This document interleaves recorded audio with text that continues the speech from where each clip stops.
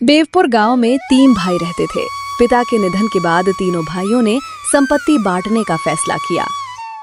भाइयों, पिताजी अब नहीं रहे। अब हमें जिम्मेदारी से आगे बढ़ना होगा। मेरा कहना है कि संपत्ति का बंटवारा कर लिया जाए। हाँ भैया, बिल्कुल सही। अलग अलग रहेंगे तो झगड़ा भी नहीं होगा। भैया, पिताजी हमेशा कहते थे कि भाई साथ रहे तो ताकत बनी रहती है। मोहन, ये दुनिया किताबों की बातों से नहीं चलती। हिसाब जरूरी है। तू अभी बच्चा है मोहन। मैं बच्चा नहीं हूँ भैया, बस घर टूटे ये नहीं चाहता। मोहन की बात में सच्चाई थी, मगर जगत और रतन के मन में पहले ही योजना बन चुकी थी। हमारे पास 3 अच्छे खेत, 2 मजबूत बैल, एक बड़ा पक्का घर, अनाज से भरा कोठार, कुछ नकद रुपए और एक बूढ़ी गाय। जो न्याय हो वही कीजिए। मोहन को क्या पता था, न्याय शब्द अब इस आंगन से जा चुका था। 3 खेत हैं। पहला बड़ा उपजाऊ खेत मेरा होगा। दूसरा कुएं के पास वाला खेत रतन का होगा। तीसरा जो पथरीला है, जिसमें पानी नहीं रुकता, वो मोहन का होगा। भैया, वो खेत तो बंजर है, उसमें कुछ उगता ही नहीं। तो मेहनत करके उगा लेना। जमीन तो जमीन होती है। तुझे हिस्सा मिल रहा है, एहसान समझ। मैंने ऐसा कब कहा कि हिस्सा नहीं चाहिए? मोहन की आवाज में शिकायत कम और टूटे हुए भरोसे की कसक ज्यादा थी, जैसे वो अपने ही घर में पराया हो गया हो। बातों का दौर खत्म होते ही वे तीनों खेतों से निकलकर बैलों के बारे की ओर बढ़ गए, जहां अब एक और बंटवारा उनका इंतजार कर रहा था। अब बैलों की बात।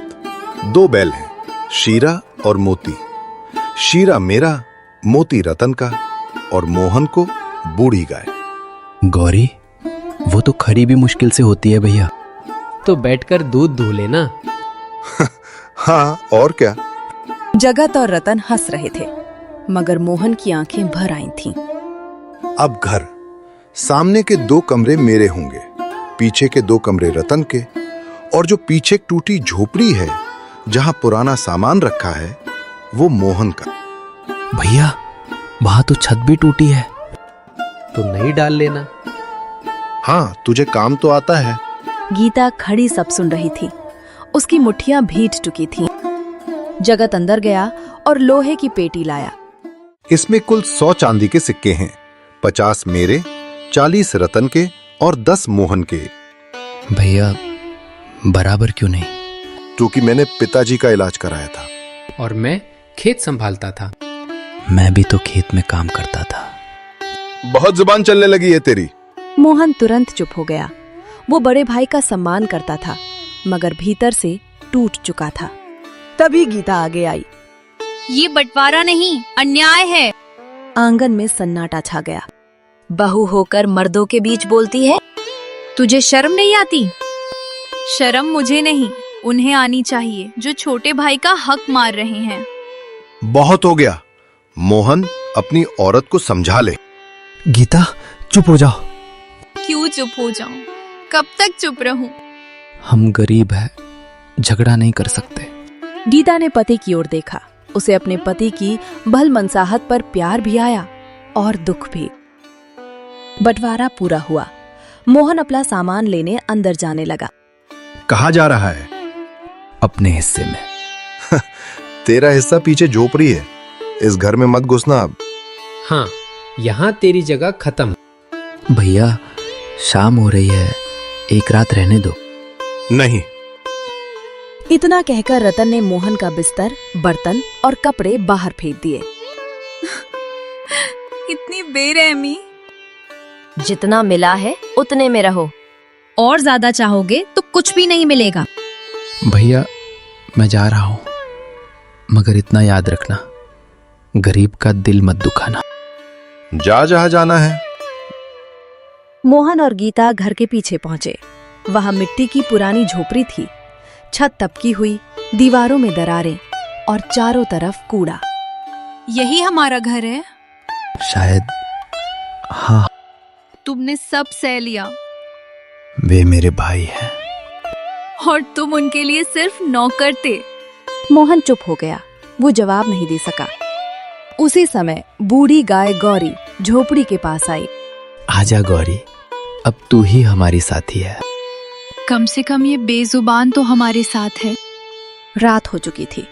झोपड़ी में हवा आ रही थी। खाना कुछ नहीं था। आज पहली बार भूखे सोना पड़ेगा। कल कुछ काम ढूंढूंगा। और अगर ना मिला तो? भगवान पर भरोसा रखो। भगवान ने आज हमारा साथ कहाँ दिया? मोहन के पास जवाब नहीं था। मोहन बाहर निकला, आसमान की ओर देखा और पिता को याद करने लगा। बाबा, आपने सिखाया था कि भाई साथ रहते हैं। मैंने आपकी सीख नहीं छोड़ी, मगर भाइयों ने मुझे छोड़ दिया। उधर जगत और रतन अच्छे खाने के साथ बैठे थे। देखा, बिना झगड़े सब निपट गया।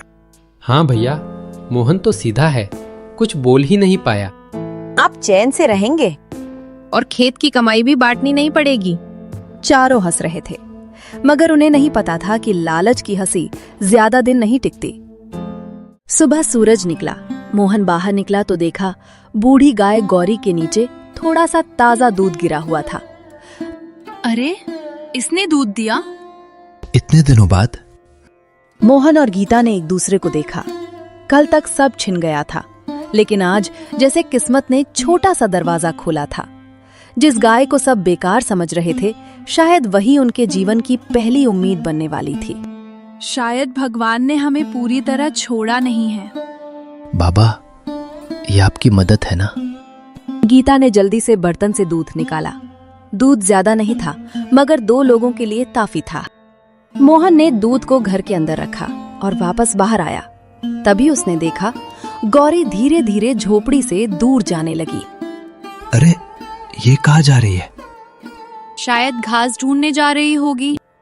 लेकिन मोहन को कुछ अजीब लगा। गौरी बहुत बूढ़ी थी। इतना चलना उसके लिए आसान नहीं था। फिर भी आज वो बिना रुके आगे बढ़ती जा रही थी। मोहन उसके पीछे पीछे चल पड़ा। गौरी सीधे उसी बंजर खेत की ओर जा रही थी जो मोहन को मिला था। पत्थरों से भरा, सूखा, बेकार समझा जाने वाला खेत। हवा चल रही थी और उस सूनी जमीन पर कदमों की आवाज साफ सुनाई दे रही थी। यहाँ क्या है? गौरी खेत के बीच जाकर रुक गई। उसने जमीन को सूंघा और फिर अपने पैर से मिट्टी कुरेदने लगी। गीता, ये क्या कर रही है? दोनों ने देखा गौरी बार बार उसी जगह मिट्टी खुरच रही थी, जैसे वहां कुछ छुपा हो। क्या तुम्हें लगता है यहाँ कुछ हो सकता है? पता नहीं, पर कोशिश करने में क्या जाता है। मोहन ने पास पड़ी एक पुरानी लकड़ी उठाई और मिट्टी खोदना शुरू किया और थोड़ी ही देर में एक पुरानी लोहे की पेटी दिखाई दी। ये खजाना हो सकता है। पता नहीं, लेकिन ये यहाँ कैसे? खोलो इसे। अगर इसमें कुछ खतरनाक हुआ तो? हमारे पास खोने के लिए बचा ही क्या है? मोहन ने हिम्मत जुटाई और ढक्कन खोला। ढक्कन खुलते ही उनकी आंखें फैल गईं। अंदर सोने के गहने नहीं थे, बल्कि पुराने कागज, कुछ सिक्के और एक लाल कपड़े में लिपटी डायरी थी। ये तो कागज है। शायद ये ही असली चीज है। मोहन ने डायरी उठाई। उस पर धूल जमी हुई थी। धीरे से उसने उसे साफ किया और जैसे ही उसने पहला पन्ना खोला, उसका दिल जोर से धड़कने लगा। ये बाबा की लिखावट है। क्या? डायरी में लिखा था, अगर मेरे बच्चों को ये डायरी मिले तो समझ लेना कि मैंने सच्चाई को छुपा कर रखा था। जगत और रतन लालची होते जा रहे हैं। मुझे डर है कि वे मोहन के साथ अन्याय करेंगे, इसलिए मैंने असली जमीन के कागज और कुछ धन इस बंजर खेत में छुपा दिए हैं। तो इसका मतलब? ये खेत असली में सबसे कीमती है। मोहन ने आगे पढ़ा। ये जमीन बंजर नहीं है, इसके नीचे पानी का बड़ा स्रोत है। जो भी मेहनत करेगा वो इस जमीन को सोना बना सकता है। मोहन के हाथ कांप रहे थे, लेकिन इस बार डर से नहीं, उम्मीद से। गीता, बाबा ने हमें छोड़ा नहीं। उन्होंने हमें सबसे बड़ा खजाना दिया है। उसी समय गौरी ने आवाज की, जैसे वो भी इस राज की गवाह हो। लेकिन उन्हें नहीं पता था, दूर खड़ा कोई उन्हें देख रहा था। रतन। वो चुपचाप पेड़ के पीछे खड़ा था। उसकी नजर पेटी पर थी। तो ये है असली खेल। मोहन और गीता खुश थे। उन्हें लगा किस्मत बदलने वाली है। लेकिन किस्मत के इस खेल में अब लालच भी शामिल हो चुका था, और जहां लालच होता है वहां तूफान आने में देर नहीं लगती। रतन भागता हुआ सीधे घर पहुंचा। क्या हुआ? ऐसे क्यों भाग रहा है? भैया, मोहन के खेत में खजाना मिला है। क्या?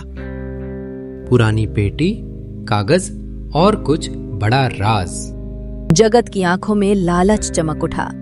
तो इसका मतलब बाप ने हमें धोखा दिया। हमें ये बात गांव में उठानी होगी। अगले ही दिन गांव में खबर फैल गई। मोहन को बंजर खेत में खजाना मिला है। बरगद के पेड़ के नीचे पंचायत बैठी। किस बात का झगड़ा है? मोहन ने हमसे सच्चाई छुपाई है।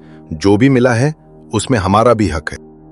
हाँ, वो जमीन भले उसके नाम हो, लेकिन खजाना पूरे परिवार का है। मोहन, क्या सच है? हाँ, मुझे एक पेटी मिली है, लेकिन उसमें सोना नहीं, सच्चाई है। झूठ! सबके सामने खोलो उसे। मोहन ने पेटी खोली और डायरी निकालकर सरपंच को दे दी। इसमें बाबा की आखिरी बात लिखी है, आप खुद पढ़ लीजिए। सरपंच ने डायरी पढ़नी शुरू की। जैसे जैसे शब्द आगे बढ़ते गए, माहौल बदलता गया। गांव में सन्नाटा छा गया। इसमें साफ लिखा है कि जगत और रतन लालच में अंधे हो गए थे और मोहन के साथ अन्याय कर सकते थे। जगत और रतन के चेहरे उतर गए। आज सच सबके सामने है। हमें घर से निकाला गया, हमारा हक छीना गया। ये सब झूठ है। ये डायरी कोई भी लिख सकता है। ये लिखावट में पहचानता हूं, ये तुम्हारे पिता की ही है। अब सरपंच खड़ा हुआ। फैसला साफ है, मोहन के साथ अन्याय हुआ है।